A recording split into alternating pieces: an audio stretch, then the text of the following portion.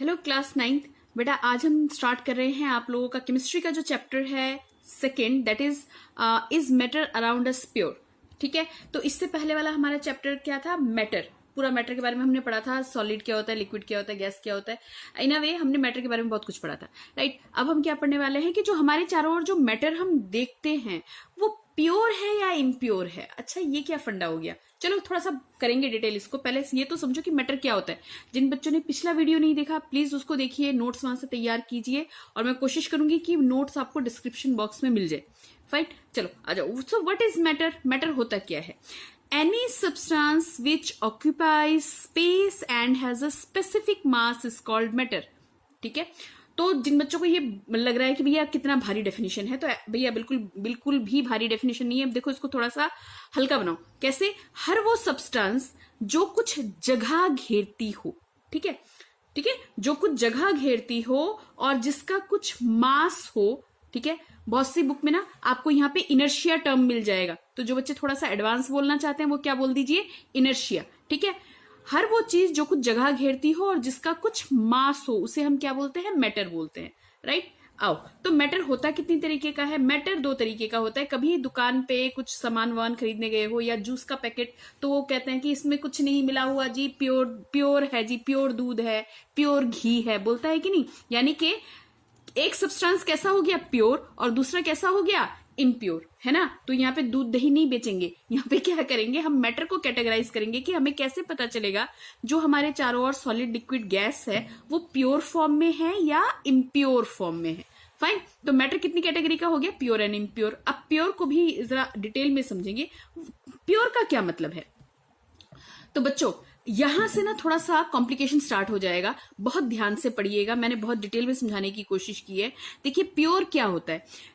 Pure matter को जब हम प्योर बोल रहे हैं ना, तो उसका मतलब ये कि तरह के एटम्स होंगे। अगर मैंने कहा ऑक्सीजन, तो ऑक्सीजन का मतलब मैं सिर्फ ऑक्सीजन की बात कर रही हूं। ठीक है, या अच्छा ये मेरे पास पेन है, ओके, तो इसके अंदर मैंने मान लिया कि भाई ये प्लास्टिक का पेन है, ये कॉपर का पेन है। कॉपर देखा है तुम लोगों ने, घरों में जो तार लगी हुई होती है उसके अंदर कॉपर मेटल होता है ना। तो ये मान लो कि कॉपर का कोई मेटल है। ठीक है, अब इसको चाहे मैं कितना ही छोटा छोटा छोटा छोटा टुकड़ा काट दूं, कितने ही इसके पीसेस कर दूं, हर एक छोटा टुकड़ा किसका रहेगा? कॉपर का। मैंने ये नहीं बोला कि कॉपर में मैंने कुछ मिलाया था। क्या हुआ भाई? इसके कितने भी छोटे छोटे पीसेस में निकाल दूं, बिल्कुल पाउडर ही क्यों ना बना दूं इसका मैं लेके, वैसे तो मुश्किल है पर ठीक है, पाउडर भी बना दिया तो भी इसका हर एक छोटा पार्टिकल क्या होगा? कॉपर ही होगा। बोलो बात समझ में आई? ठीक है, जिसको फर्दर डिवाइड ना किया जा सके, मतलब एक ही तरह की चीज हो। ठीक है, तो प्योर क्या हुआ? ये बात समझ में आ गई। प्योर मैटर वो होते हैं जो कि एक ही तरह के पार्टिकल से बने हुए होते हैं, जैसे ऑक्सीजन हुआ, सोडियम क्लोराइड हुआ।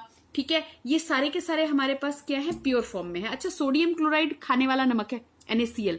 ठीक है, सोडियम क्लोराइड क्या है? NaCl। अब यहां से तुम्हारी कंफ्यूजन स्टार्ट हो जाएगी। अब मैं उसको क्लियर करने की कोशिश करूंगी, अभी फिलहाल समझो मैंने क्या बोला। NaCl, एक सोडियम का एटम और एक क्लोरीन का एटम। लेकिन नमक को चाहे तुम कितना ही, नमक का बिल्कुल छोटा सा पार्टिकल उठा के मुंह में रखो, कैसा टेस्ट मिलेगा? बिल्कुल नमकीन टेस्ट मिलेगा। ऐसा तो नहीं भाई ज्यादा नमक लोगे तो ही नमकीन टेस्ट मिलेगा, नहीं ना।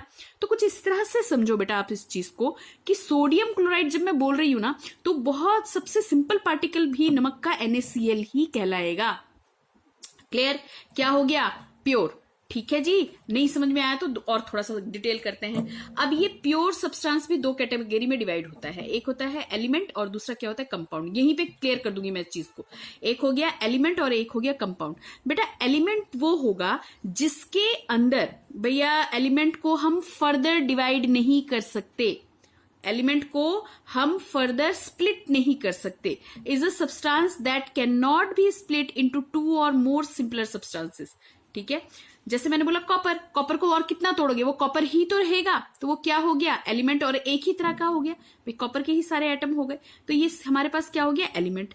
ठीक है, तो एलिमेंट हमारे पास क्या हो सकता है? सॉलिड हो सकता है, लिक्विड हो सकता है और गैस हो सकता है। एलिमेंट सॉलिड की फॉर्म में भी हो सकता है, लिक्विड की फॉर्म में भी हो सकता है, गैस जैसे मैंने बोला ऑक्सीजन गैस है। लिक्विड की मैं बात करती हूँ या मैं सॉलिड की बात करती हूँ, तुम जब इसको आगे पढ़ोगे ना तो यही एलिमेंट नोन हमारे कितने आज तक जानकारी में कितने एलिमेंट्स है? 118 एलिमेंट्स है।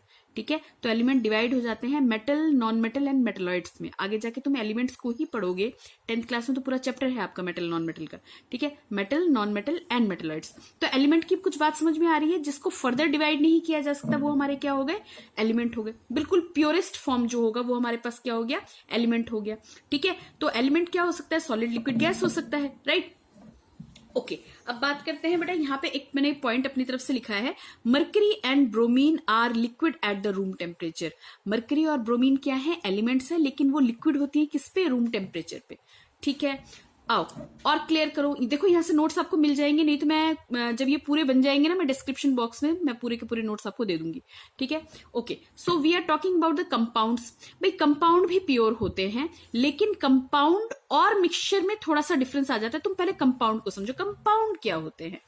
कंपाउंड में क्या होगा, एक वो सब्सटेंस जो दो या दो से ज्यादा तरह के एटम्स को मिला के बनाया गया होगा, और कैसे, केमिकली बॉन्डेड होगा। कंपाउंड जो होंगे वो कैसे होंगे, केमिकल रिएक्शन से, यानी इलेक्ट्रॉन का आदान प्रदान करके, यानी इलेक्ट्रॉन छोड़ के या इलेक्ट्रॉन गेन करके। बातें सारी ऊपर से जा रही होंगी, लेकिन बेटा please try to understand. Compound यानी कि जहां पे दो अलग अलग तरह के एटम मिल जाएंगे, ठीक है। लेकिन कंपाउंड में जो एटम्स मिलेंगे, है ना, नया कुछ बनाने के लिए, उनको ना तुम आसानी से क्या नहीं कर पाओगे, सेपरेट नहीं कर पाओगे, अलग अलग नहीं कर पाओगे। अब आ जाओ, यहाँ पे जो मैंने NaCl लिखा था ना बेटा, ये NaCl क्या है, आपके पास कंपाउंड है। क्या है, कंपाउंड, क्योंकि इसमें एक एटम किसका दिख रहा है, सोडियम का, और दूसरा एटम किसका दिख रहा है, क्लोरीन का। और तो सोडियम और क्लोरीन को ना तुम फिल्टर करके या हाथ से सोडियम को अलग करके नहीं निकाल सकते। बात समझ में आ रही है। तो ये जो है, मैंने क्या बोला था कि प्योर फॉर्म है, लेकिन प्योर फॉर्म में भी क्या आ गया, ये कंपाउंड। जब दो या दो से ज्यादा एटम के साथ केमिकल कॉम्बिनेशन हो जाए, या इनका फिक्स मास के साथ ये ज्वाइन हो जाए, तो वो क्या होता है, कंपाउंड। याद रहेगा, एक सिंपल सी बात समझिए, एलिमेंट में सारे एक ही तरह के एटम्स होंगे, एक ही तरह के पार्टिकल्स होंगे, उसको तुम डिवाइड नहीं कर सकते, तो वो तो हो गया प्योर फॉर्म, हो गया एलिमेंट का। कंपाउंड भी प्योर होता है, लेकिन क्या मैंने बोला भैया, कंपाउंड में जो एक अकेली तरह का एटम नहीं होगा, दो या दो से ज्यादा तरह के एटम आपस में केमिकल बॉन्ड करके मिल जाएंगे, और उनको आप अलग अलग नहीं कर सकते। जैसे मैंने बोला पानी, ठीक है, पानी का केमिकल फॉर्मूला होता है H2O, हाइड्रोजन के दो एटम, ऑक्सीजन का एक एटम। क्या ये इम्प्योर है, नहीं बाबा। पानी की ग्लास में सबसे छोटा ड्रॉप जो होगा ना, बिल्कुल बिल्कुल बहुत छोटा सा ड्रॉप भी जो होगा ना, उसको भी हम H2O पढ़ेंगे। यहां से एक हाइड्रोजन हटा दोगे या ऑक्सीजन उड़ा दोगे, मान लो ऐसा कर लिया, तो क्या वो पानी रहेगा, नहीं रहेगा। और पानी को तुम ना आसानी से हाइड्रोजन और ऑक्सीजन को नहीं अलग अलग कर सकते, कर सकते हो। इसका प्रोसेस है, हाइड्रोजन और ऑक्सीजन को अलग करने का प्रोसेस है, लेकिन वो कोई साधारण प्रोसेस नहीं होगा। बात समझ में आ गई। जब दो या दो से ज्यादा एटम केमिकली कंबाइन होके कुछ बनाते हैं, तो उनको क्या बोला जाता है, कंपाउंड। और कंपाउंड भी हमारा क्या होगा, प्योर फॉर्म में ही आएगा, ठीक है। अब जैसे यहाँ पे मैंने लिखा है बाय मास, ये क्या होंगे, जैसे हाइड्रोजन के दो एटम, ऑक्सीजन, तो अगर मास की बात करें 2U, U क्या है, एटॉमिक मास नंबर, ठीक है। O क्या है, O का कितना है, 16, O का मास कितना हो गया, 16U। हाइड्रोजन एक होता है, दो है, तो इसलिए कितना हो गया, 2U। जब इनको हम डिवाइड करके देखेंगे, इनको हम रेशो बना के देखेंगे, तो देखो 2:16, यानी 1:8 हो गया। यानी कि हाइड्रोजन और ऑक्सीजन हमेशा इस रेशो में जुड़ेंगे, यहाँ पे तुम कुछ बढ़ा या घटा नहीं सकते। अगर इस तरह से कुछ चीज जुड़ रही हो आपस में, तो उसको हम क्या बोलते हैं, कंपाउंड। क्या बोलते हैं, कंपाउंड, ओके। और ये जो कंपाउंड है ना, ये आगे जाके तुम क्या पढ़ोगे, acid, base and salt. Compound की कौन कौन सी कैटेगरी हम पढ़ेंगे, एसिड, बेस एंड सॉल्ट। तो इतना समझ में आया, ठीक है। हम क्या पढ़ रहे थे, हम पढ़ रहे थे भैया मैटर, और हमें ये दिमाग में आया कि मैटर प्योर है या इम्प्योर है।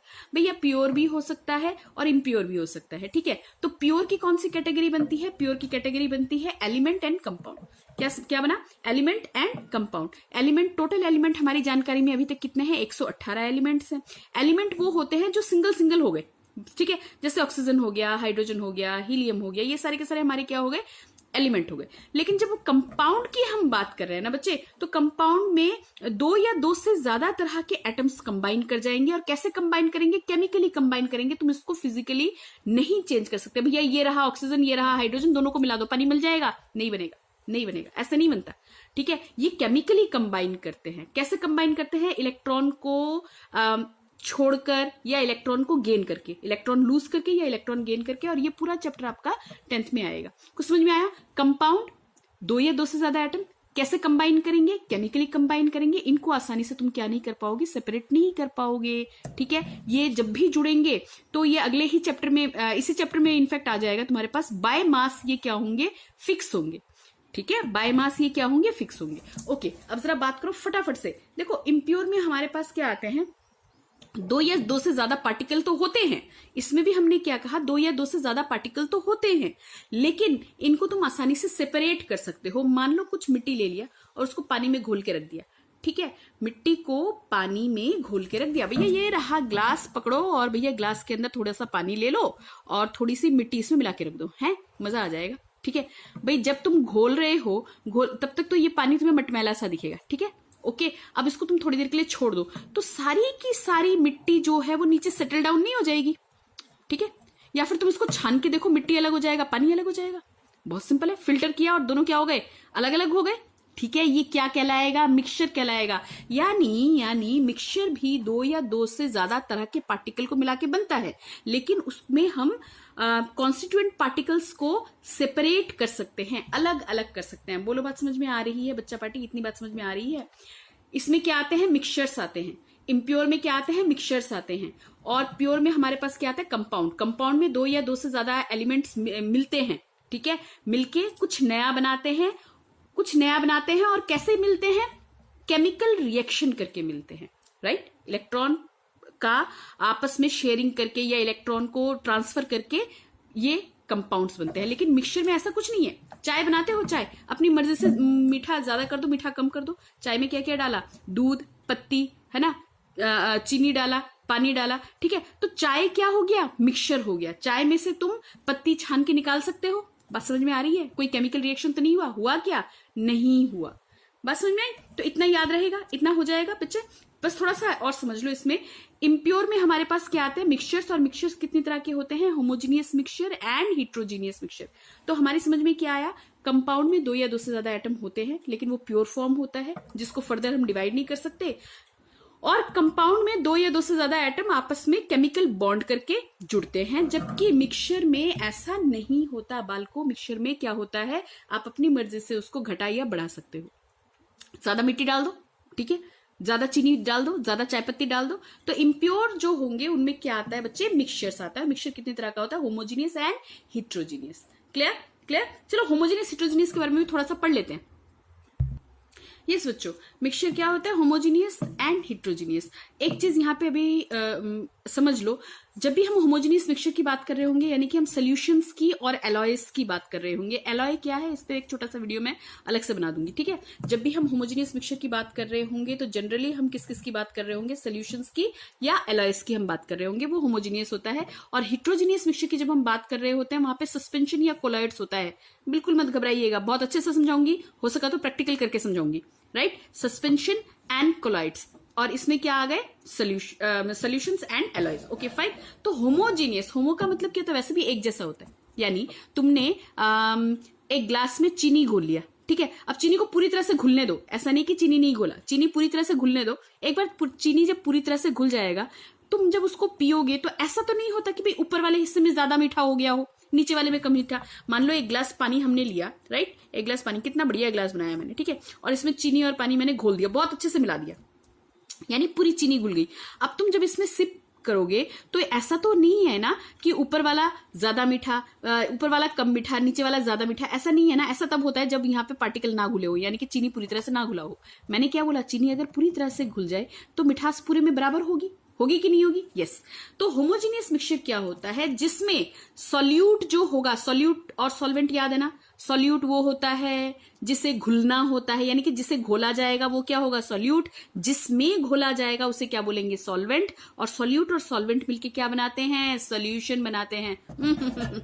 चलो ठीक है, एक बार कर जाते हैं। देखो, जो सॉल्यूशन होता है, सॉल्यूशन जो होता है बच्चा पार्टी, वो होता है सॉल्यूट, याद आ रहा है, प्लस सॉल्वेंट। नहीं याद आ रहा तो अब समझो, ठीक है। तो मैंने चीनी का घोल बनाया, ठीक है, मैंने चीनी का घोल बनाया, तो चीनी मिलाया, चीनी क्या है, सॉल्यूट, इसे मैंने घोला, ये क्या है, सॉल्यूट, ठीक है। और किसमें घोला, पानी में घोला। तुम्हारी मर्जी है, तुम दूध में घोल लो, क्या हो जाएगा, वो सॉल्वेंट हो जाएगा। तो सॉल्यूट और सॉल्वेंट जब मिलेगा तो क्या बनता है, सोल्यूशन।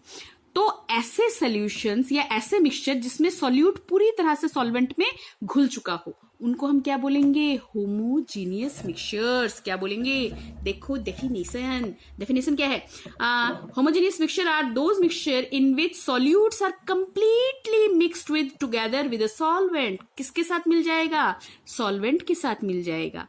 And are indistinguishable. जिन बच्चों को नहीं समझ में आ रहा भैया ये नहीं याद करना, मत याद करो ना, मत याद करो, ये तो याद रहेगा कि होमोजीनियस मिक्सचर वो मिक्सचर होते हैं जिसमें solute completely gate dissolve into the solvent.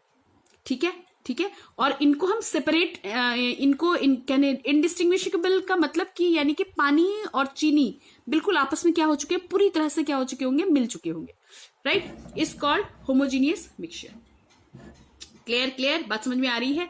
तो जितने भी होमोजीनियस मिक्सचर होंगे उन्हीं को हम क्या बोलेंगे, सोल्यूशन बोलेंगे। क्या सॉल्यूशन, किसे कैसे solution, sugar solution, salt solution, soft drinks, vinegar, brass समझ में आ रही है बात, हाँ, एलॉय आ गया, एयर, केरोसिन ऑयल, बहुत सारे हैं।